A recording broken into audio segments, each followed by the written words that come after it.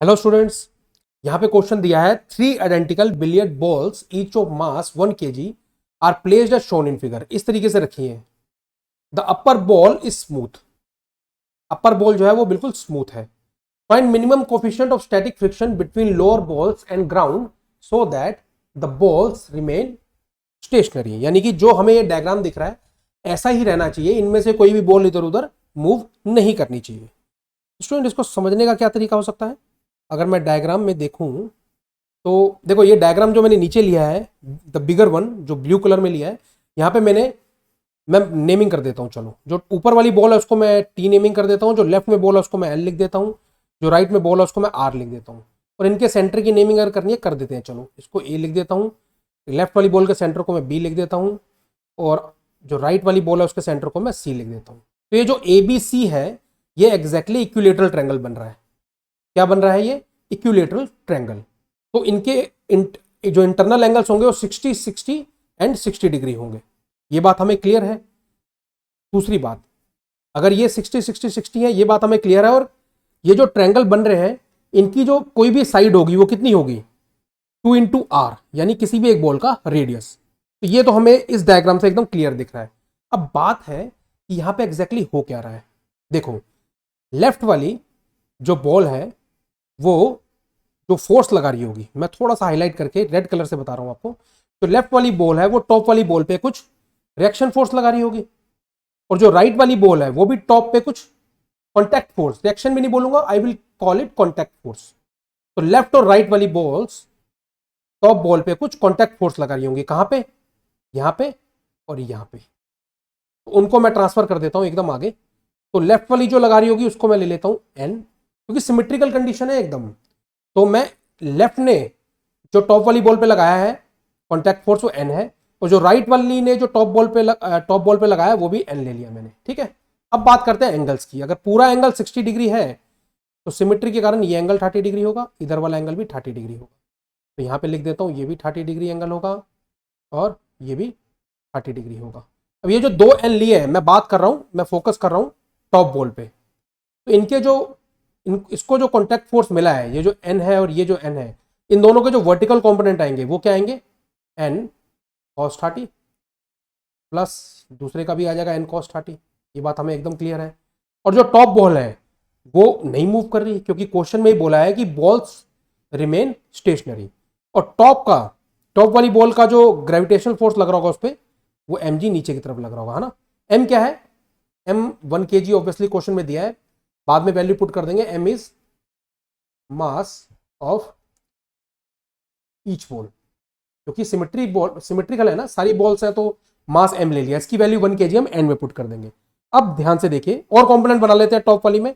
Top ball के अगर हम और कंपोनेंट बनाएंगे तो एक आएगा एन साइन 30 डिग्री लेफ्ट की तरफ, और एक इधर आएगा एन साइन 30 डिग्री। तो ये एक दूसरे को कैंसिल आउट कर रहे होंगे, और वर्टिकली भी फोर्सेस अगर कैंसिल आउट होने चाहिए क्योंकि इक्विलिब्रियम में रहना है इस टॉप बॉल को, तो उस केस में हम कैसे लिख सकते हैं? ये जो पूरा आपकी जो नेट फोर्स है टॉप बॉल पे अपवर्ड डायरेक्शन में, वो कितना हो जाएगा? 2n cos 30, and that should be equal to mg, जो टॉप बॉल का क्या है?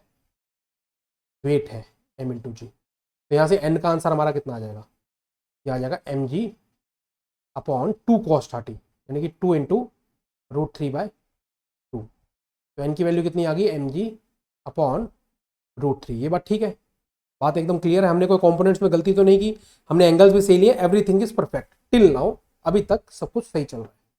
चलिए, अब मैं फोकस करता हूं लेफ्ट बॉल पे। लेफ्ट बॉल को ही मूव नहीं करना है। तो मैम, एक बात तो बिल्कुल क्लियर है, अगर लेफ्ट ने टॉप बॉल पे एन रिएक्शन लगाया था तो टॉप वाला भी लेफ्ट पे क्या लगाएगा? एन रिएक्शन फोर्स लगाएगा, है ना। एक्शन रिएक्शन होती है ना, तो किसी भी एक को एक्शन मान लो, दूसरे को रिएक्शन मान लो। अगर मैं मानता हूं कि लेफ्ट बॉल ने टॉप बॉल पे एन एक्शन किया था, देखो मैं सर्कल कर रहा हूं पर ध्यान से देखो, ये एन एक्शन किया था, है ना। तो टॉप वाली ने भी जो लेफ्ट बॉल है उस पर एन रिएक्शन दे दिया होगा, वो ये रहा। इसके दो कंपोनेंट बनाते हैं। इसके दो कंपोनेंट क्या बनेंगे? ये एंगल आपका 60 डिग्री आ जाएगा, तो इसका कंपोनेंट आएगा इस तरफ एन कॉस 60। कितना आ जाएगा ये? थोड़ा सा क्लियरली लिखते हैं इसको ताकि कोई भी कंफ्यूजन ना आने पाए कॉन्सेप्ट समझने में, यह आ जाएगा आपका n cos 60, और इस नॉर्मल फोर्स का जो बी जो लेफ्ट वाली पे लग रहा है उसका कंपोनेंट आ जाएगा नीचे की तरफ n sin 60। ये बात क्लियर है? थोड़ा सा इरेज करता हूँ यहाँ पे ताकि आपको, इस n को मैं हटा देता हूँ। ये आपको क्लियर है कैसे लग रहा था, कैसे एक्ट कर रहा था? चलिए अब आगे देखते हैं। ये मैं लिख ही देता हूँ यहाँ पे n, ठीक है। अब और क्या लग रहा होगा, लेफ्ट वाली में नीचे की तरफ एक और फोर्स लग रहा होगा जो mg लग रहा होगा। और कौन से फोर्स लग रहे होंगे, यहाँ पे देखो नीचे सरफेस में, मैं हाईलाइट करता हूँ किसी और कलर से। यहाँ पे देखो, यहाँ पे इस सरफेस से, जिस सरफेस पे, जो बॉटम सरफेस है जिसपे लेफ्ट वाली बॉल को रखा हुआ है, वहां से एक रिएक्शन फोर्स मिल रहा होगा जिसको मैं n डैश ले लेता हूं।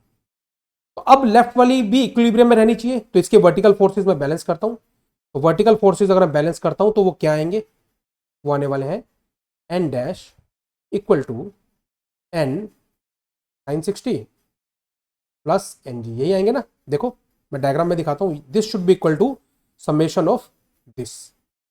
तो लिख दिया मैंने यहाँ पे, तो ये आ जाएगा √3/2n प्लस mg, ये आपकी n डैश की वैल्यू आ गई है। यहां तक तो बात बिल्कुल ठीक है।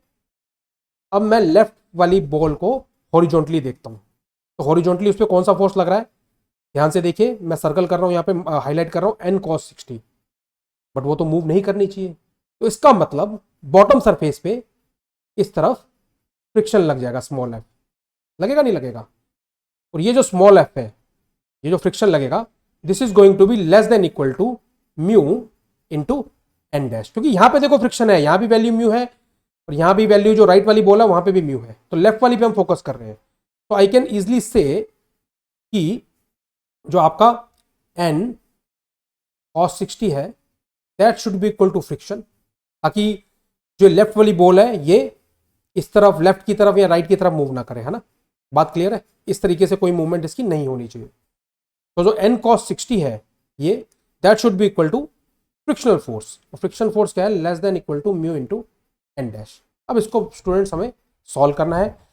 कितना आ जाएगा, n cos 60, cos 60 sin 30 हो जाएगा, this is n/2, this should be less than equal to mu into N dash. और एन डैश की वैल्यू में बच्चे सेकंड इक्वेशन से पुट करने वाला हूं यहाँ पे, ठीक है, कोई कंफ्यूजन नहीं होनी चाहिए। √3/2n प्लस mg, ये हमारी इक्वेशन आ गई है स्टूडेंट्स। नेक्स्ट पेज पे इसको सॉल्व करते हैं।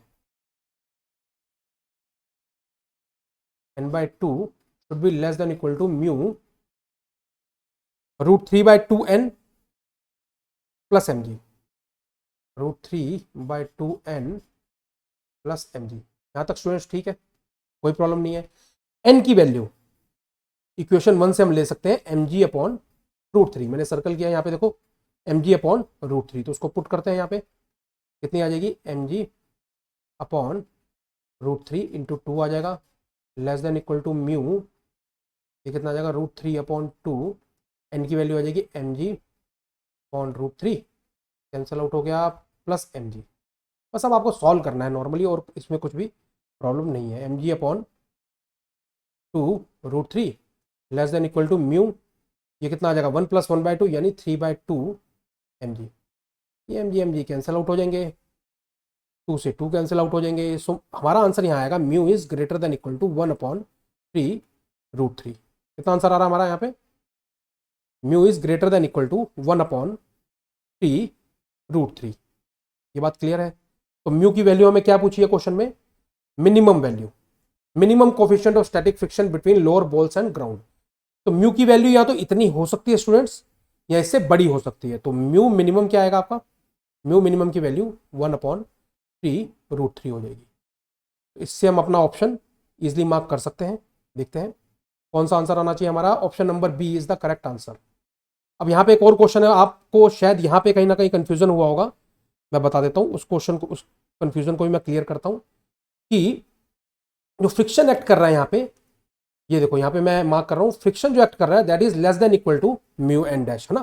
क्योंकि होता क्या है, देखो स्टैटिक फ्रिक्शन की जो वैल्यू होती है, स्टैटिक फ्रिक्शन की वैल्यू होती है वो 0 से लिमिटिंग फ्रिक्शन यानी कि म्यू इंटू एन के बीच में होती है। तो हमें नहीं पता यहाँ पे कि कितना एक्ट कर रहा है, तो वो स्टैटिक फ्रिक्शन की वैल्यू कितनी है, ये जो है ये लिमिटिंग फ्रिक्शन की वैल्यू है, किसकी वैल्यू है, लिमिटिंग फ्रिक्शन की वैल्यू है। और we can also say that जो लिमिटिंग फ्रिक्शन है, limiting friction is what, it is maximum static friction force acting, है ना। अगर आपकी स्टैटिक की अगर लिमिटिंग फ्रिक्शन लग रहा है तो इसका मतलब स्टैटिक की फाइनल कंडीशन है वो, उसके बाद फिर कंडीशन क्या हो जाएगी, मूवमेंट हो जाएगी, और फिर उस केस में कौन सा फ्रिक्शन एक्ट करने लग जाएगा, काइनेटिक फ्रिक्शन। तो वहां तक तो हमें जाना नहीं है क्योंकि क्वेश्चन में बोला हुआ है कि so that balls remain stationery, question में ऑलरेडी मेंशन किया हुआ है। तो आई होप आपको एकदम क्लियर है कि किस तरीके से इसका सोल्यूशन हुआ है। मिनिमम वैल्यू जो म्यू की आई है 1/3√3। अब एक और क्वेश्चन है यहाँ पे कि सर सी के लिए क्या है। बच्चे सी के लिए भी मैं यहाँ पे मार्क कर रहा हूं, देखो डायग्राम में देखो आप, सी के लिए भी सब कुछ वैसे ही सॉल्व होने वाला है जैसे बी के लिए हुआ है। तो ऑब्वियसली सी के लिए भी जो नीचे फ्रिक्शन की वैल्यू आएगी वो कितनी आएगी, 1/3√3। मिनिमम इतना होना चाहिए, इससे ज्यादा होगा तो बहुत बढ़िया, मिनिमम इतनी वैल्यू होनी चाहिए जो हमने यहाँ पे फाइंड आउट की है। Clear? So I hope I have answered your question. Thank you very much.